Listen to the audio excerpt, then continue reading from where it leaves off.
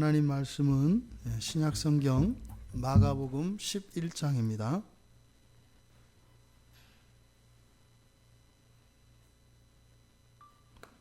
마가복음 11장 20절에서 26절까지 우리 같이 한 목소리로 함께 읽겠습니다.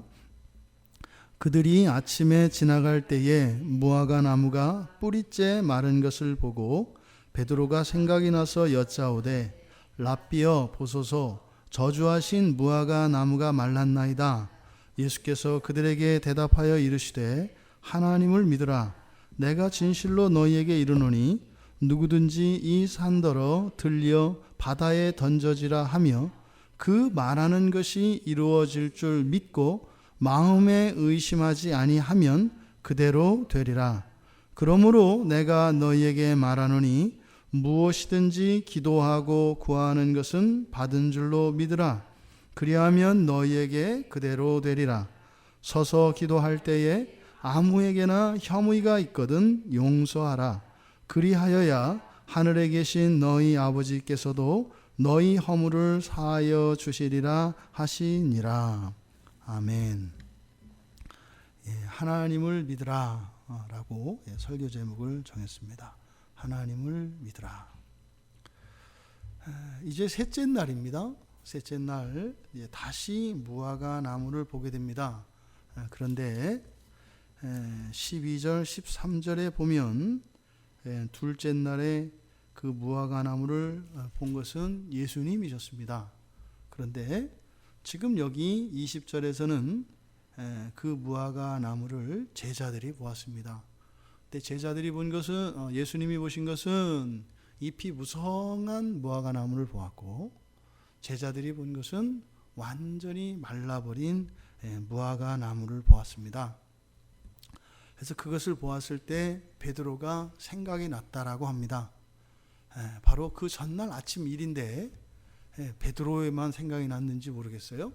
근데 베드로가 그것을 보자마자 어제 아침에 있었던 그 일이 생각난 겁니다. 그래서 베드로가 예수님께 선생님이라고 부르면서 여쭈어 봅니다. 그랬더니 주님이 저주하신 무화과 나무가 말랐습니다. 이게 지금 사실을 예수님한테 설명하는 것이 아니라 이제 묻는 표현입니다. 그래서 22절에서 뭐라고 하세요? 대답하여 이르시되. 그러니까 문장으로는 그냥 평서문이어서 저주하신 무화과가 말랐습니다. 이건 무슨 말이에요? 어제 말씀하신 대로 됐네요. 뭐 이런 의미인 거죠. 그런데 이 베드로가 예수님께 말씀드린 이 내용은 질문이었다, 물음이었다 라고 막아는 이야기를 하는 겁니다. 그런데 보세요. 예수님이 여기서 굉장히 의외의 대답을 합니다. 어제 예수님이 저주하셨던 그 무화과 나무가 말랐어요. 근데 여기서 하나 짚고 넘어갈 것은, 여기서 저주라고 하는 것은 여러분들이 생각하는 저주와 다릅니다. 예수님이 축복하고 저주하시는 것은 그러니까 원래대로 되는 것을 말해요. 그러니까 축복과 저주라고 하는 것은 이렇게 막 우리가 누구를 저주한다 그럼 뭐예요? 막 이렇게 악의를 담아서 없던 그런 나쁜 일들이 막 생기는 걸 저주라고 하잖아요. 그러니까 예수님이 저주하신다라고 하는 것은 뭐예요? 될 일이 되는 거예요. 그러니까 어떤 사람은 복을 받을 사람들은 복이 있으라 하는 것이고요. 그 사람들에게 이렇게 저주의 길로 가고 있으면 저주가 있으라고 있는 그대로 말씀하는 겁니다. 그러니까 그 나무를 향하여 예수님께서 그 운명을 바꾸어서 막 이렇게 바꾸고 이런 개념이 아니다 이 말이에요. 지금 여기서 그러니까 이렇게 저주 이런 말이 나오면 겁먹지 말라는 거예요. 겁먹지 말라는 거예요. 이게 나도 여차하면 잘못하면 저주받나? 그런 개념은 성경에 없다. 그것은 없다. 예수님께서 대답하여 의외의 대답을 하십니다. 뭐라고 하세요? 하나님을 믿으라. 이게 여러분 이게 연결이 되세요? 무화과 나무가 말랐습니다. 그랬더니 하나님을 믿으라. 지금 이렇게 예수님께서 하나님을 믿으라 라고 말씀하신 이 말은 헬라어 원문에서는 하나님의 믿음을 가져라 입니다. 하나님의 믿음을 가져라. 그러면 앞에서 무화과 나무가 말랐습니다 라고 한 것과 예수님께서 하나님의 믿음을 가져라 라고 한 것은 굉장히 우리로 하여금 생각하게 합니다. 하나님의 믿음을 가지는 것과 지금 무화과 나무가 메마른 것 사이에는 무슨 관계가 있을까? 하나님의 믿음이라는 것은 무엇일까? 이것을 이제 우리말 성경에서는 하나님을 믿어라 이렇게 하니까 그 의미가 잘 와닿지 않는 겁니다. 하나님의 믿음을 가져라. 그러면 여기서 묵상하고 생각할 수 있는 내용들이 많이 나옵니다. 무화과 나무가 그렇게 하루아침 사이에 말라버린 그것과 하나님의 믿음, 여러 가지 생각할 수가 있겠는데 그것은 우리가 마음속으로 생각을 하고 그 다음에 예수님이 계속 말씀을 하시는데 내가 진실로 너희에게 이르노니, 그러니까 이 뒤에 있는 내용들은 하나님의 믿음을 가져라, 하나님의 믿음을 가져라 라고 하신 이 말씀에 대한 부연 설명들이라고 볼 수가 있습니다. 그래서 내가 진실로 너희에게 이르노니 하면서 뭐라고 하셨어요? 누구든지 이 산더러 들려 바다에 던져지라 하면 그 말하는 것이 이루어질 줄 믿고 마음에 의심하지 않으면 그대로 되리라. 지금 하나님의 믿음을 가지라 라고 말씀하시면서 첫 번째로 하신 얘기가 뭐예요? 이 산을 들어 먼저 번쩍 들려져라. 이게 두 가지예요. 일단 뿌리가 뽑혀요. 산이 이렇게 뿌리가 뽑혀서 하늘로 떠올라라. 그 마술사들이 왜 저 사람을 이렇게 테이블에 눕혀놓고 이렇게 하면 이렇게 올라서는 거 있잖아요. 그겁니다. 산들을 떠올리게 하고 그 다음에 떠올려진 산을 어떻게 하는 거예요? 그거를 던져서 바닷속에 던져버린다라는 거예요. 이렇게 할 수 있다. 지금 우리가 여기서 예수님이 말씀을 이 산이 뽑혀서 바다에 던져질 것이다. 근데 어떻게 하면? 첫째로 말하며예요. 23절에 이 산더러 들려 바다에 던지라 하며, 이게 말하며입니다. 첫째 말을 합니다. 이렇게 되라라고 말을 하고, 그 다음에 두 번째로 뭐예요? 이루어질 것을 믿고. 이게 지금 이제 순서가 바뀌어 있습니다. 우리말 성경에는. 근데 상관은 없습니다. 말하고 그 다음에 또요? 믿고.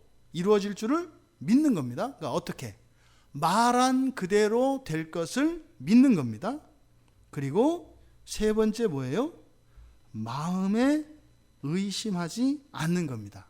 그러니까 말을 하는 것과 마음속에 자기가 말한 그것에 대해서 의심하지 않는 것과 또 말한 그대로 될 것이라고 믿으면, 이 세 가지가 조건으로 주어져 있습니다.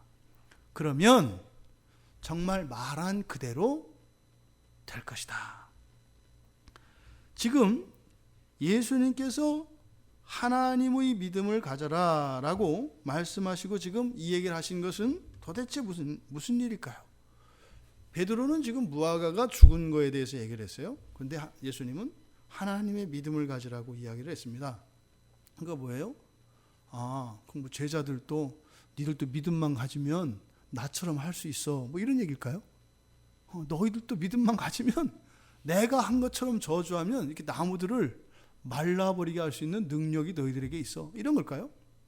아니면 제자들에게 믿음이 없어서 정말로 믿음이 있으면 이 산을 들어 옮길 만한 건데 너희들에게는 그럴 믿음이 없어, 이런 걸까요? 전혀 그렇지 않습니다. 우리가 성경을 볼 때 실수하는 경우가 있습니다. 너무 작은 것에 집착해서 전체를 놓쳐버리는 경우가 있고, 또 하나 너무 대략적으로만 보아서 중요한 작은 것을 놓치는 경우가 있습니다. 보통 이 본문을 설교하거나 우리들이 볼 때 믿음, 그리고 기도, 그리고 용서에 대해서 이야기합니다. 그러니까 지금 이 전체적인 항상 성경은 문맥 안에서 봐야 돼요. 지금 이 문맥은 어떤 문맥에 있어요? 지금 이 땅 가운데 살아가는 사람들의 인생을 무엇으로 지금 예수님이 정의하고 있어요? 규정하고 있어요? 고통스러운 삶으로 규정하고 있습니다. 그런데 바로 예수님이 이 땅에 오신 것은 뭐예요? 그렇게 고통받는 백성들을 구원하도록 하나님께서 성전을 주시고 이 믿음을 주셨단 말입니다. 말씀을 주시고. 근데 그것이 제 역할을 지금 해요? 못해요? 못하고 있단 말이에요. 그러니까 하나님이 구원하시고자 하는 그 목적을, 그 사명을 감당하지 못하고 있는 이런 형식적인 종교들, 그리고 제 기능을 하지 못하고 있는 이런 종교 지도자들에 대해서 예수님께서 어떻게 해요? 그들로 인해서 정작 그 수혜를 누려야 하는 하나님 백성들의 이 배고픔과 고통을 해결해 주시려고 하는 문맥 안에서 지금 이 일이 일어나고 있는 겁니다. 그러니까 지금 예수님께서 지금 하시는 이 말씀은 우리가 일반적으로 이해하는 것처럼 야, 믿음이 있으면은 뭐 산도 뽑혀서 이렇게 할 수 있다 없다, 이런 믿음이 있고 없고, 제자들이 지금 믿음이 없는 것을 꾸짖으시려고 하는 그런 거 아닙니다. 그래서 종종 이 말씀을 보면은 마음 한구석에 이렇게 살짝 이렇게 꼬리를 내리는 이게 있어요. 우리들만. 내겐 그 믿음이 없거든요. 이 성경을 읽으면은 왠지 얌전해져, 속으로. 표시는 안 나지만. 그렇죠. 그러니까 이거를 말씀이니까 안 믿을 수도 없고, 그렇다고 또 나하고는 전혀 상관이 없는 것 같으니까 이제 이런 거죠. 그래서 이제 학자들에 따라서는 이건 과장법이다. 예, 과장법 맞죠. 그런데 지금 이 말씀을, 지금 이 문맥 안에서 그 고통받는 백성들을 구원하도록 주어진 이 참된 신앙이 제 역할을 하지 못하고 있는 것, 그것을 잎만 무성한 무화과나무의 비유를 통해서 말하셨고, 거기에 대해서 저주를 해서 뿌리 뽑겠다고 하셨는데, 그 성취된 그것에 대해서 지금 베드로가 물어보았을 때 지금 예수님이 이 말씀을 하신 의도가 뭘까? 되게 지금 제가 말을 길게 해서 복잡하죠. 예, 어쨌든 이 말씀의 참된 의도가 뭘까? 이것을 우리가 생각해 보아야 한다 이 말입니다. 단지 믿음을 가져라, 믿음은 이런 능력이 있다, 이런 단순한 얘기를 하는 것이 아니다 이 말이에요. 뒤이어서 그러므로 이렇게 얘기하십니다. 그러므로 뭐예요? 그렇게 말하고, 그리고 말한 그것을 마음으로 조금도 의심하지 않고 말한 그대로 될 것이라고 믿으면 반드시 그렇게 되니까, 그러므로 이거예요. 그러므로 내가 너에게 말하노니 하면서 또 이제 점점점 점입 가경입니다. 무엇이든지 기도하고 구하는 것은 받은 줄로 믿으라. 그리하면 너에게 그대로 되리라. 요것만 똑 잘라가지고 우리나라 소나무들이 많이 죽었습니다. 옛날엔 진짜 소나무 많이 죽었어요. 진짜로 많이 죽었어요. 이렇게 해가지고 부쩍 건들면 이 껍질이 벗겨지거든요. 그럼 소나무가 뽑히는 게 아니라 말라 죽어요. 옛날에 그래서 많이 뽑혔습니다. 그러니까 이 말씀을 잘못 아는 게 뭐예요? 여기서 무엇이든지잖아요. 무엇이든지 기도하고 구하는 것은 받은 줄로 믿으라. 그러니까 뭐예요? 이게 이제 비나이다로 가는 거예요. 비나이다. 믿습니다 하지 마. 이게 비나이다 막 샤샤샤샤 막 하면서 이제 가면은 이게 그러니까 기도에 대한 얘기는 맞아요. 그런데 우리가 성경에서 과연 무엇이든지 기도하면 다 돼요? 아니에요. 성경에서 기본적인 전제가 있습니다. 우리의 기도가 이루어지는, 기도가 성취되어지는 전제는 뭐예요? 먼저 하나님 나라와 그의 의를 구하는 거예요. 이게 전제가 돼요. 그리고 하나님 뜻 안에서 이루어져요. 그러니까 여기서 무엇이든지라고 하는 것은 뭐예요? 우리가 소원하는 그것이 이루어지기 전에 먼저 어떤 일이 일어나요? 우리와 하나님이 짝짝꿍이 되는 일이 먼저 일어나요. 내가 어떤 기도의 제목을 가지고 하나님 앞에 나와서 기도를 하는데, 그 기도를 가지고 어떻게 되는 거예요? 나는 이게 평행선을 달리면서 이거를 구하려고 하지만 가보면 어떻게 된다는 거예요? 이게 주님의 뜻으로 합쳐져서 만나게 된다고요. 그래서 어떻게 돼요? 그러면 무엇이든지 다 이루어진다 이 말입니다. 그럼 여기서 말하는 무엇이든지가 뭘까? 지금 이 본문 문맥 안에서 보면은 뭐겠어요? 지금 믿음에 대해서 이야기하고 또 기도에 대해서 예수님이 말씀을 하세요. 근데 지금 이 문맥은 어떤 문맥이라고요?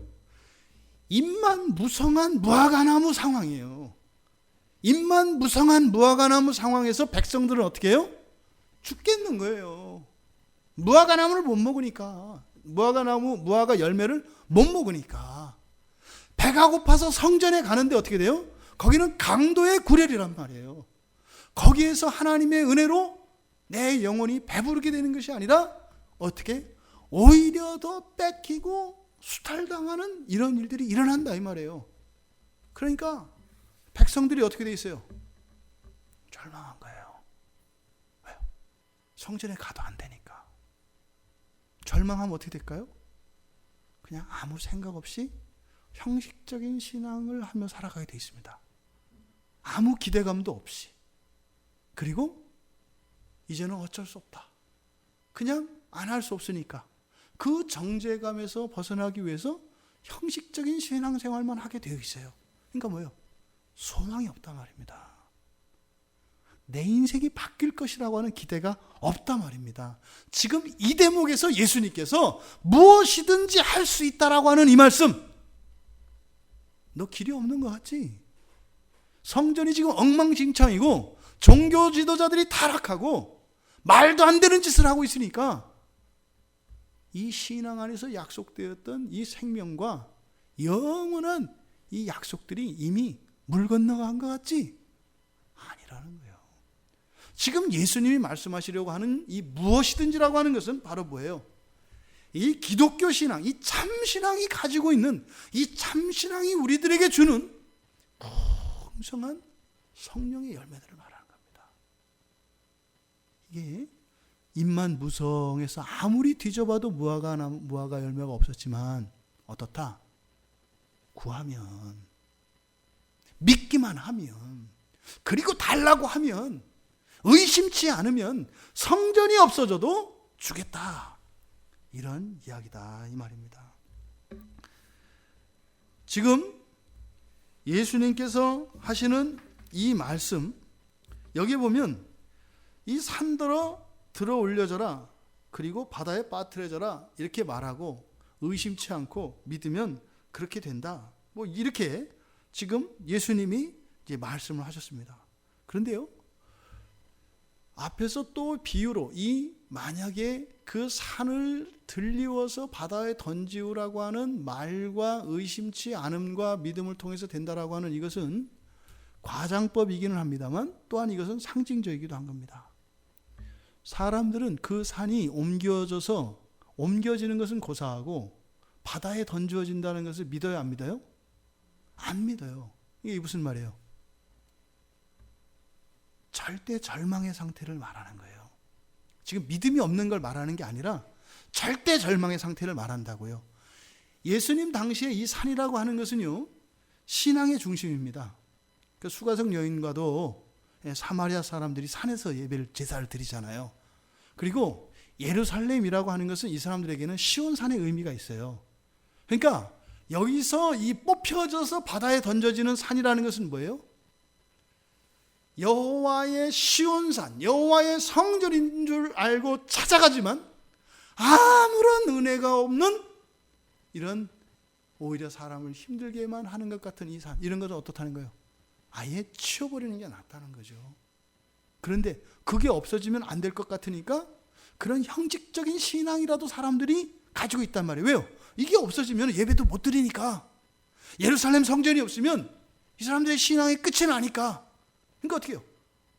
그냥 형식만 남아있고 실제적인 아무런 유익도 없는데 그거를 그 자리에 두고 그렇게 계속해서 성전 제사를 드리고 있는 지금 이스라엘 사람들의 상황이에요.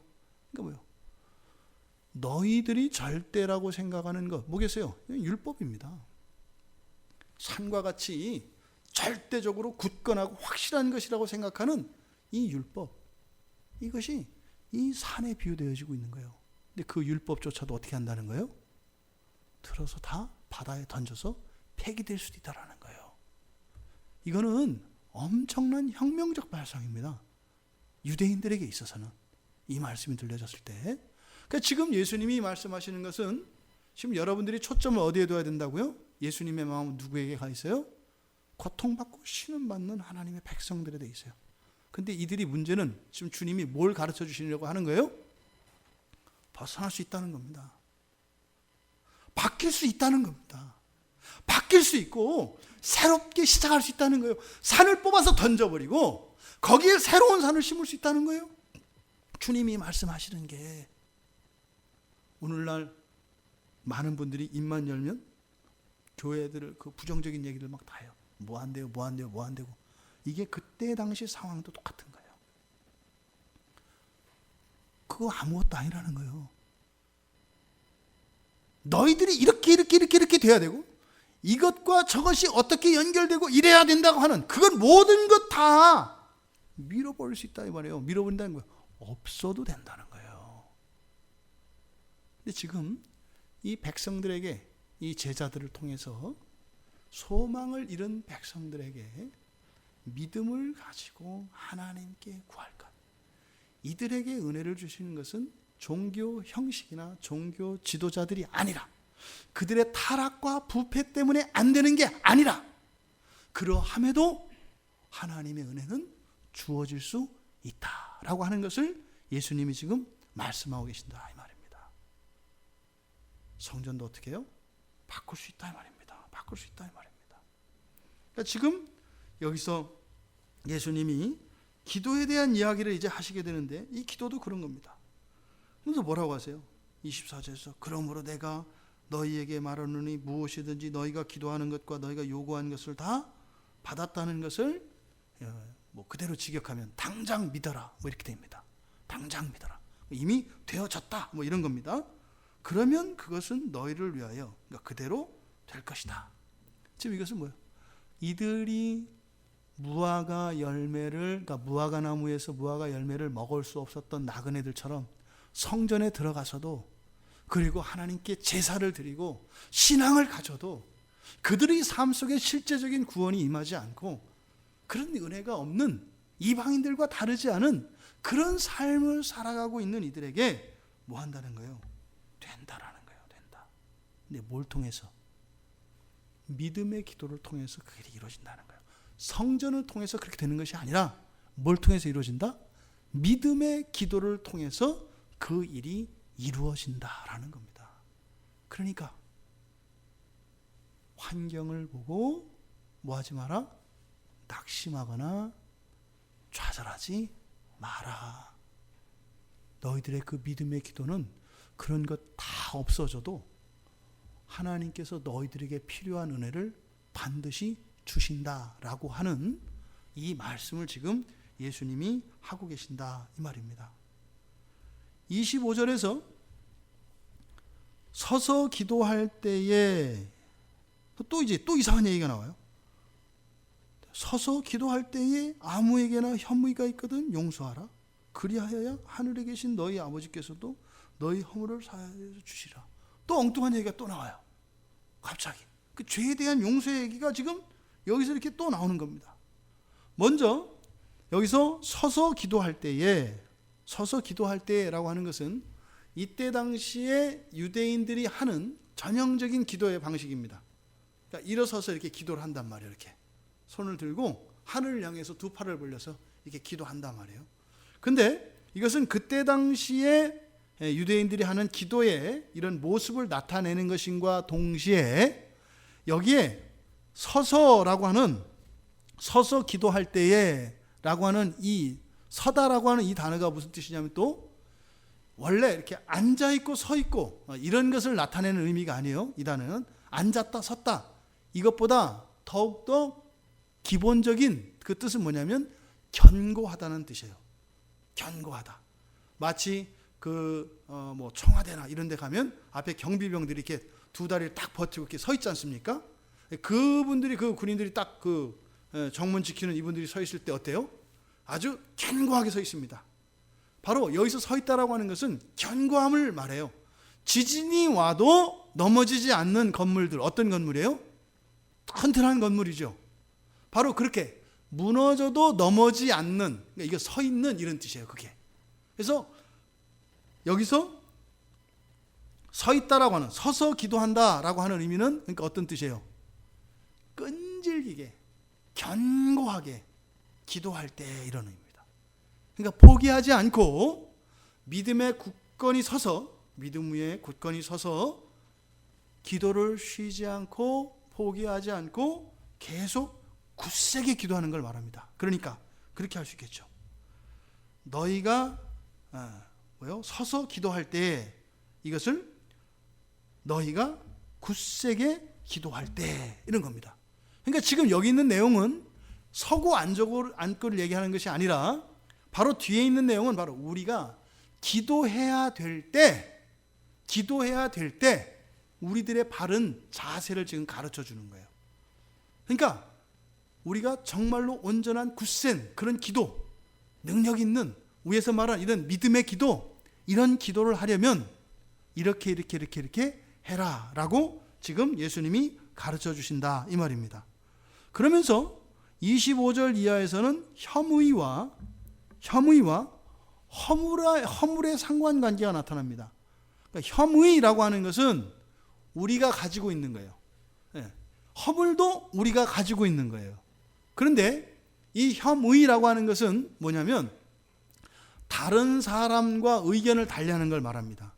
혐의라고 하는 것은 그러니까 반대 의견을 말해요. 어떤 것이든지 그것에 대해서 반대하는 것, 그러니까 싫어하는 것, 이것을 혐의라고 해요. 이해되시죠? 그러면 지금 여러분들도 이 세상에 있는 모든 사람들의 뜻에 다 동조하지는 않잖아요. 어떤 때는 어떤 사람의 어떤 행동에 대해서 불쾌하게 생각하는 거 있잖아요. 또 다른 사람의 어떤 의견에 대해서 반대 의견을 가질 수가 있잖아요. 가야 한다, 앞으로 가야 한다, 나는 뒤로 가야 된다고 생각할 수 있잖아요. 이런 모든 것을 지금 혐의라고 한 거예요. 혐의. 그러니까 아무에게나 혐의가 있거든. 뭐겠어요?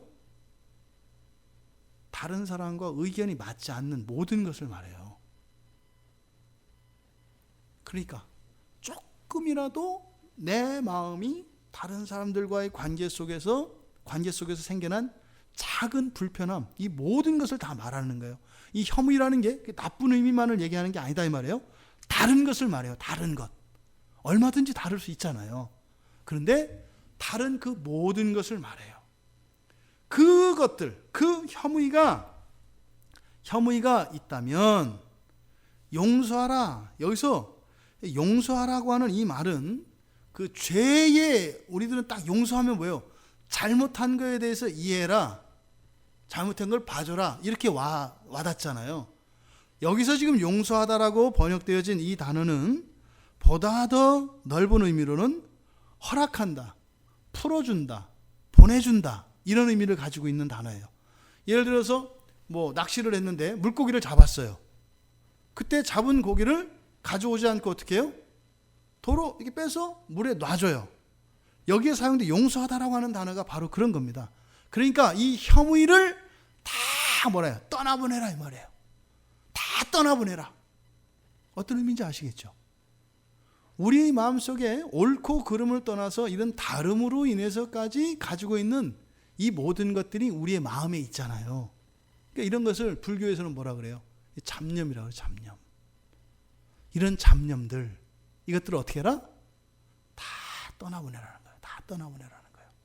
그러니까 우리의 마음을 비우는 거죠. 이게 지금 여기서 혐의가 있거든. 용서하라라고 하는 거예요. 그러니까 용서하라고 하는 이 의미가 무조건 나한테 잘못한 것도 무조건 다 이거를 용서해라, 그런 의미가 아니다 이 말이에요. 오히려 아주 사소한 그런 다른 것들로 인해서 마음의 불편을 일으키는 이 모든 것들을 다 어떻게 해라? 다 떠나보내라 이 말이에요. 그렇게 떠나보내면 그리하여야 하늘에 계신 너희 아버지께서도 너희 허물을 사하여 주시라. 또 이제 허물이 나와요.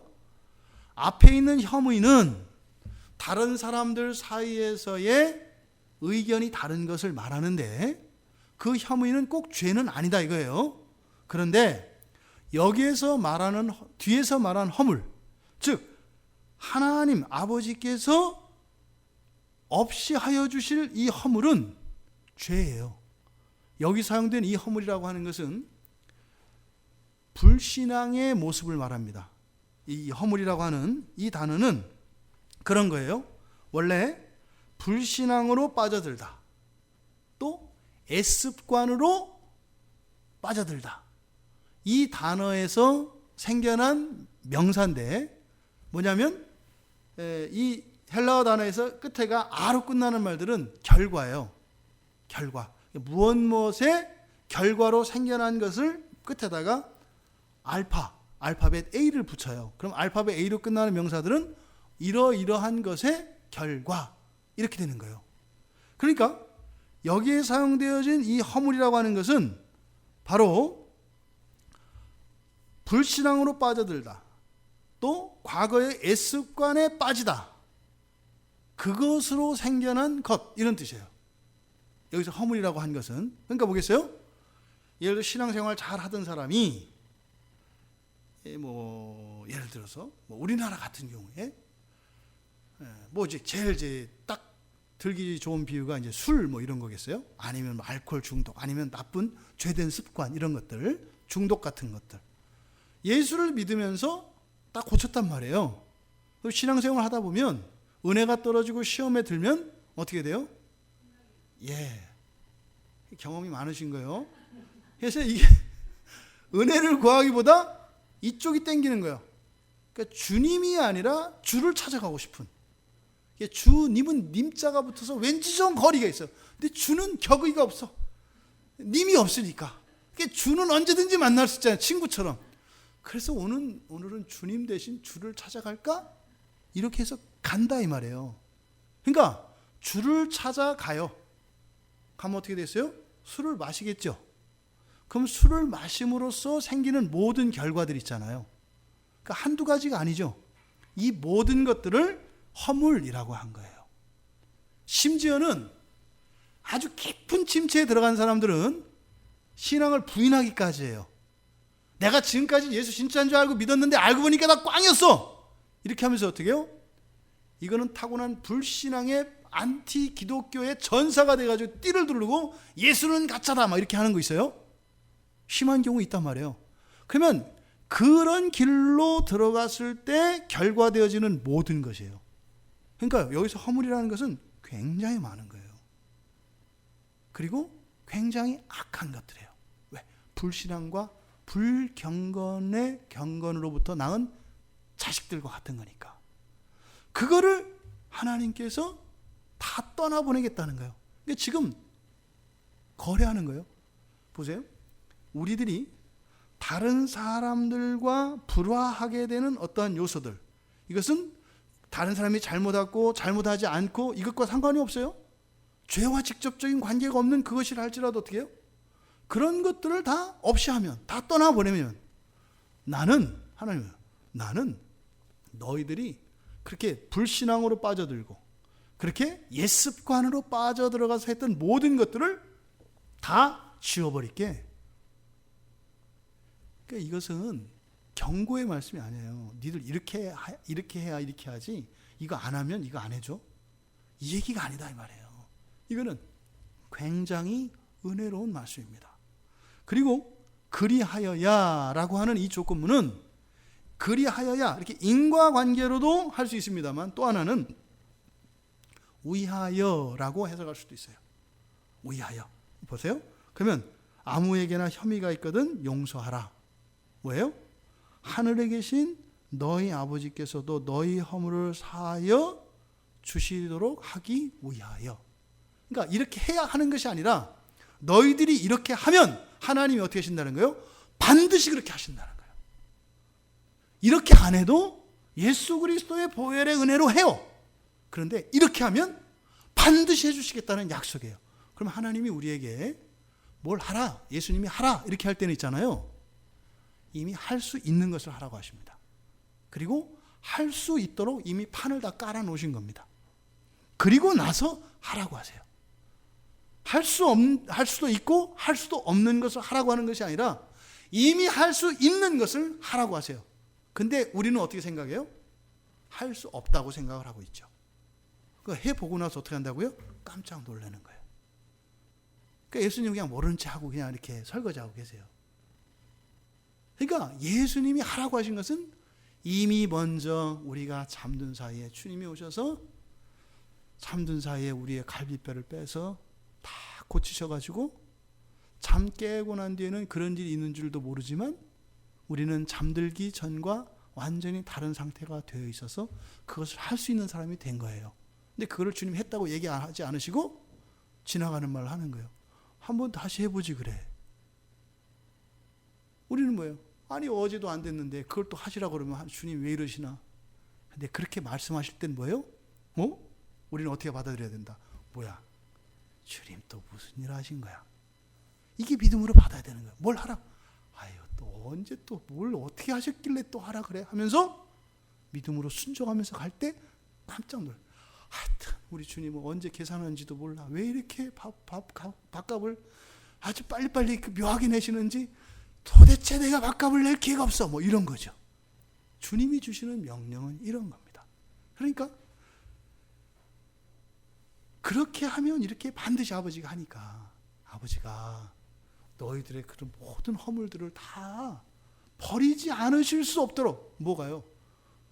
우리가 서로에게 혐의를 버린다, 용서한다는 것은 뭐겠어요? 결국은 서로 사랑하는 거겠죠. 서로 사랑하는 거겠죠. 서로 사랑하면 양보하잖아요. 달라도 따라주잖아요. 이걸 말하는 거예요. 그러면 결국에는 우리의 사랑, 서로 간의 사랑을 보시면 우리가 아무리 큰 허물 이런 것이 있다 하더라도 하나님이 어떻게 한다는 거예요? 그게 너무 이뻐서 그 허물들을 볼 수가 없어. 하나님은 서로 사랑하고 이렇게 이해하고 양보하고 살아가는 그 모습을 보면 아주 불신자와 같이 그런 옛습관으로 다시 돌아가고 그렇게 했던 모든 것들도 하나님께는 안 보여. 지금 그것을 가르쳐 주시는 거예요. 지금 이 본문 말씀을 정리를 하면 그렇습니다.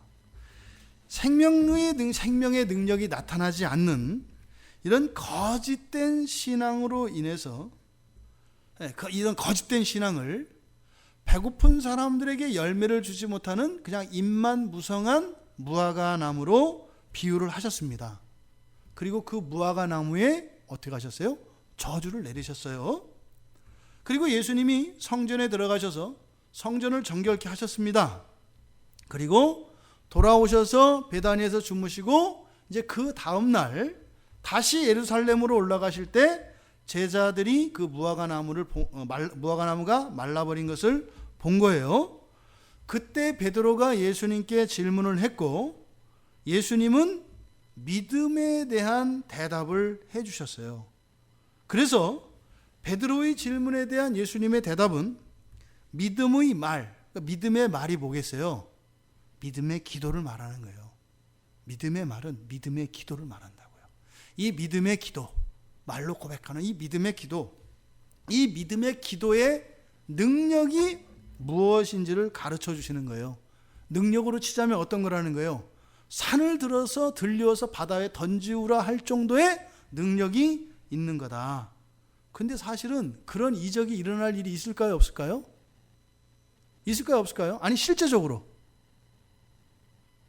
없어요. 왜냐하면 그럴 필요가 있어요? 그럴 필요가 아무 없어요. 이스라엘 백성들이 길을 건너가기 위해서 홍해를 가를지언정 멀쩡한 산을 뽑아가지고 바다에다 던질 필요가 전혀 없단 말이에요. 만약에 하나님의 백성들이 살아갈 땅이 없어, 평지가 없어, 그러면 들어서 옮기시겠죠. 아니면 호수를 육지로 만들기 위해서 메꿔야 되겠어. 그럼 하시겠죠. 그런데 실제로 산이 들려 올려져서 바다에 던져야 될 이 이적은 하나님이 하실 수 있죠. 원리적으로는 할 수 있죠. 하지만 실제적으로는 그런 일이 일어나요? 안 일어나요? 안 일어나요. 애매한 사람을 죽어라, 그런 일이 일어나지 않는다 이 말이에요. 하나님이 하시는 일들은요 섭리 안에서 일어나요. 이 전능하신 하나님이시라고 해서 모든 것을 다 하시는 것은 아니에요. 말씀 안에서 옳은 길, 선하신 길, 하나님의 질서를 거스르는 일을 안 하신단 말이에요. 그런데 이적은 그런 것을 거스르는 건데, 그런 자연 섭리를 거스를 때는 언제예요? 바로 특별한 총 때문에요. 구원하시는 일들을 하기 위해서 그러는 거예요. 이스라엘 백성들이 지금 하나님의 백성들을 구원하시는데 산을 들어서 옮길 일이 있냐 말이에요. 그러니까 그런 일은 일어날 필요도 없고 그것은 일어나도 아무 소용이 없다 이 말이에요. 그러니까 지금 이 말씀을 하신 것은 뭐예요? 그 믿음의 말, 믿음의 기도의 효력, 능력이라는 것은 어떻다? 인간의 상상을 초월하는 것이다. 초월하는 것이다. 그래서 이 기도, 이 교훈은 바로 믿음과 기도, 이 믿음과 기도라고 하는 이 상관관계, 다시 말해서 이 믿음의 말, 즉 믿음에 기초한 그 기도는 어떻게 된다는 거예요? 반드시 이룬다는 거예요. 무엇이든지. 그런데 그것만 말하는 것이 아니라 예수님은 여기서 한 가지 더 말씀을 하세요. 그러면 이 믿음의 기도의 능력이 어디에 쓰여야 되는 것인가? 한번 여러분 생각해 보세요. 우리가 기도를 통해서 할 수 있는 일, 그리고 기도를 통해서 하고 싶은 일, 어떤 것들인지 생각해 보라는 거예요. 근데 주님은 전혀 다른 것을 지금 여기에 가르쳐 주고 계신 거예요. 이 믿음의 기도의 능력이라고 하는 것은 인간의 상상을 뛰어넘는 것인데 그것으로 여러 가지 일을 할 수가 있다. 죽은 병자도 일으킬 수 있고 가난한 자들에게 먹을 것을 줄 수도 있고 다 할 수 있다 이 말이에요. 그런데 그 놀라운 그 믿음의 기도의 능력으로 꼭 사용해야 할 일이 있다. 사용해야 될 것이 있다. 바로 무엇과 관련해서? 임만 무성한 무화과 나무와 관련해서 그 믿음의 기도의 능력을 써라 이 말이에요. 너희들이 직접 산을 들어서 옮기려고 하지 말고 성전을 뜯어 고치고 제사장들을 죽여 없애고 제도를 개혁해서 그것을 하려고 할 것이 아니라 어떻게 하라는 거예요? 믿음의 기도로 잎만 무성한 무화과 나무에 뭐가요? 잎 대신 주렁주렁 무화과 열매가 맺히게 할 수 있다라는 거예요. 소망의 말씀을 주고 계신다 이 말입니다. 생명이 없는 신앙과 이런 형식주의에 빠진 종교 지도자들, 그런 기독교를 반드시 없애버리시겠다는 주님의 약속입니다.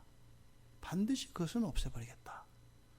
무화과 나무가 말랐다라고 하는데 뿌리로부터 말랐다 이렇게 돼 있어요. 보통 말르려면 어디부터 말라요? 잎부터 말라요. 근데 뿌리로부터 말랐다 그래요. 그러니까 완전히 그런 잘못된 그 신앙, 형식적인 신앙들과 잘못된 것들은 어떻게 하겠다?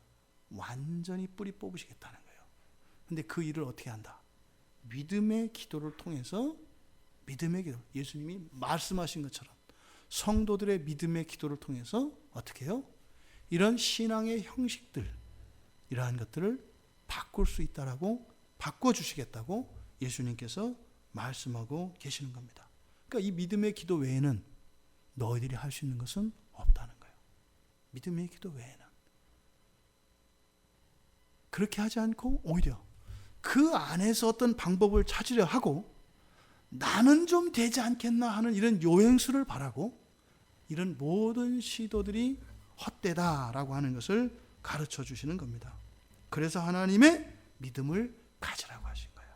하나님의 믿음을 가져라.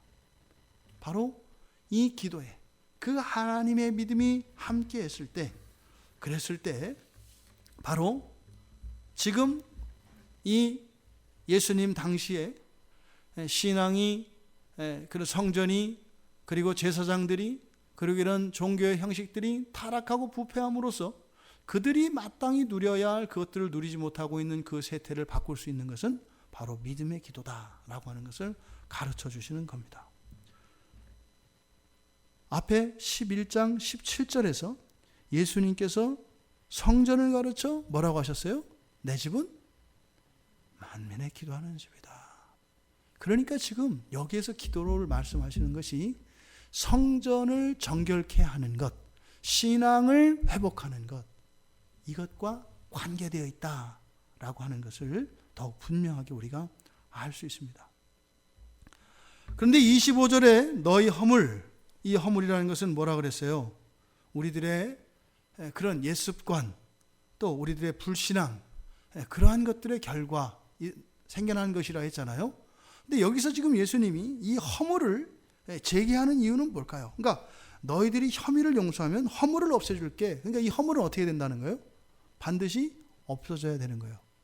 그러니까 이 허물이라고 하는 것이 임만 무성한 무화과 나무의 원인이 되는 것입니다. 이 허물이라고 하는 것이.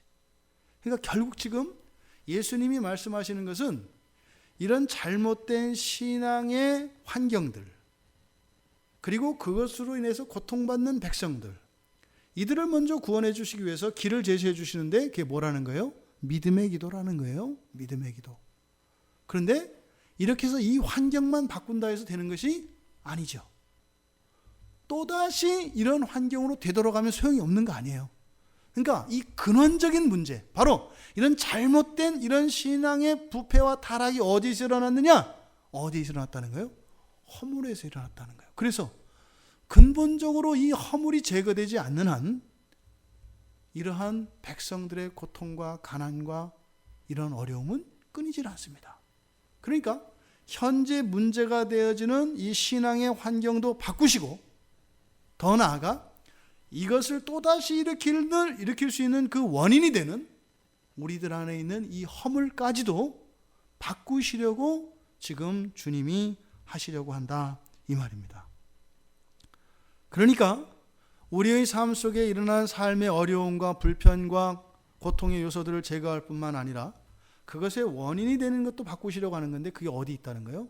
우리에게 있다는 거예요. 그럼 결국은 지금 예수님께서 지금 하시고자 하는, 그러니까 이 무화과, 잎만 무성한 무화과 나무를 저주하신 이 비유를 통해서 말씀하시려고 하는 것은 두 가지인 겁니다.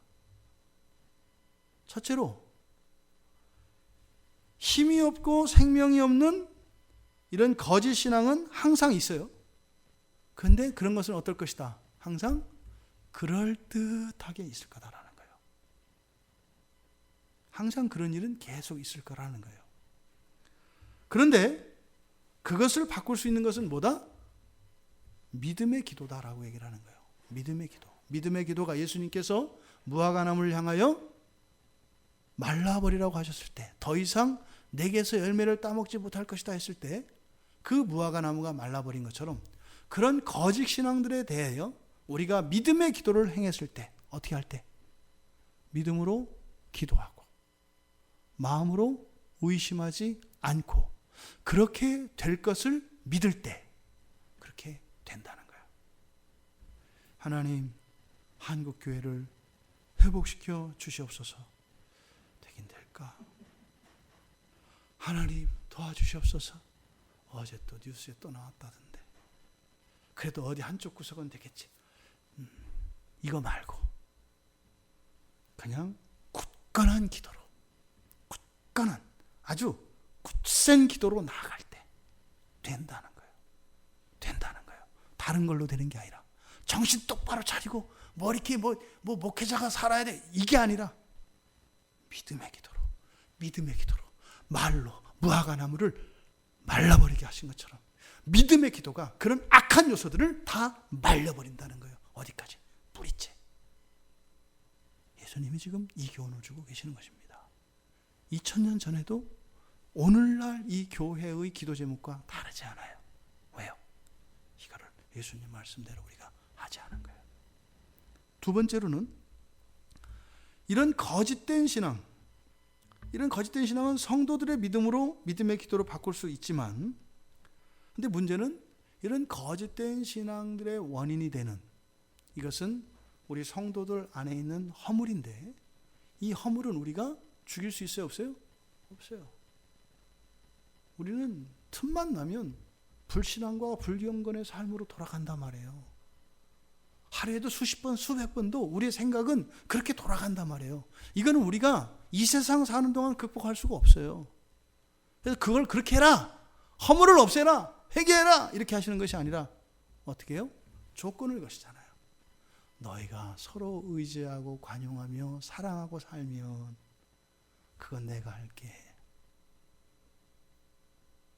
그러면 이 세상의 교회들이 또 이때 당시에 성전에 그런 종교인들의 문제가 있었던 이유는 뭐라는 거예요?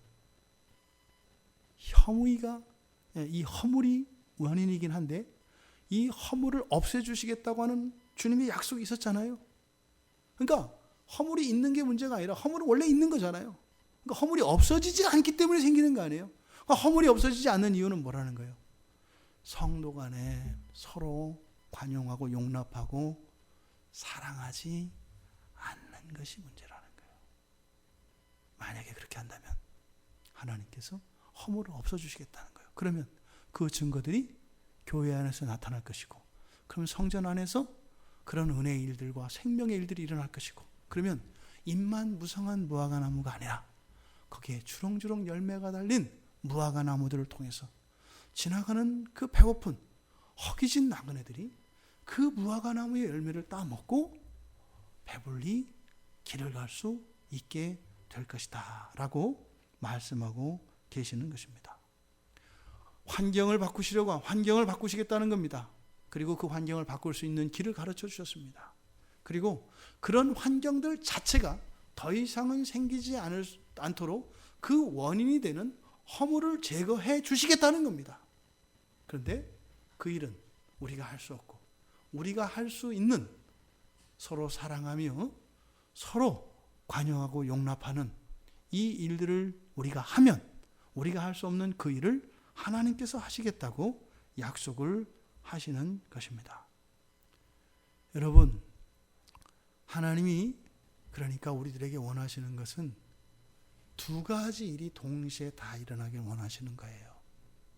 우리들의 삶의 환경이 거룩하고 경건한 삶의 환경이 되길 바라고, 또 우리들 성도들 한 사람 한 사람이 그런 환경들을 있게 하는 원인이 되는 우리 안에 있는 죄들을 죽여주심으로써 또 우리 성도들 내면을 거룩하게 하시겠다고 하는 하나님의 의도를 드러내고 계시는 것입니다. 이 무화과나무 저주 사건에 대해서 예수님께서 베드로의 질문에 대해서 믿음과 기도로 그리고 용서에 대한 말씀으로 주셨던 이 참다운 말씀의 의미가 우리들에게 깨달아지기를 바랍니다. 우리가 기도해야 될 것 무엇이에요? 바로 이 세상의 참다운 신앙의 회복을 위하여 한치도 의심하지 말고 믿음으로 기도할 때 우리는 이유도 없고 알 수도 없고 어떻게 그런 일이 일어나는지 그것도 모를지라도 그렇게 신앙들이 바로 세워지는 일들을 보게 될 것이라는 겁니다. 두 번째로, 그러한 일들이 더 이상 계속되지 않도록 우리들이 서로 사랑할 때 하나님께서 우리 안에 있는 이런 허물들, 자꾸만 옛성품으로, 옛사람의 습관으로 돌아가려고 하는, 그래서 이미 그렇게 되어서 결과되어진, 그래서 우리의 몸속에 완전히 그냥 바꿀 수 없는 습관과 같이 되어진 그것들조차도 하나님께서 바꾸어 주시겠다는 거예요. 여러분, 여러분들에게 있는 습관을 여러분들 스스로 바꾸려고 하지 말라는 겁니다. 오히려 내가 다른 이들 사이에 쌓고 있는 담장들을 다 허물어뜨릴 때 그런 모든 나쁜 습관들과 옛 습관들을 하나님께서 바꾸어 주시겠다는 약속입니다. 이것이 우리 모두에게 믿음으로 받아들여질 수 있길 바랍니다. 그래서 우리가 더 거룩해지고 우리의 삶의 환경들이 신앙을 가지고 살아가기에 유리하고 더 좋은 환경들로 바뀌고, 그럴 때 오직 하나님의 그 은혜와 그 하나님의 영광만이 나타날 수 있길 바랍니다. 인간적으로 무엇을 하려고 하는 시도에 대해서 지금 주님께서 막으시고 계십니다. 여러분, 하나님께서 우리들을 향하여 가지신 계획을 보여주셨습니다. 하나님의 믿음을 가지십시오. 하나님의 믿음을 가지십시오. 하나님은 반드시 그 일을 성취시키실 것입니다. 그래서 우리들의 소망은 오직 어디에 있다고요? 하나님께 있다고요. 오직 하나님께만 소망이 있는 것입니다. 방해 요인이 우리의 소망을 무너뜨리는 것이 아니라 완전하고 전능하신 그 하나님께 우리의 소망이 있다는 것을 믿고 그 하나님만을 바라보며 살아가는, 그리고 우리의 삶 속에서 주님께서 제자들에게 이 무화과나무 저주 비유를 통해서 가르쳐 주신 이 참다운 진리가 우리들 모두의 삶 속에서 경험될 수 있기를 주님의 이름으로 축원합니다.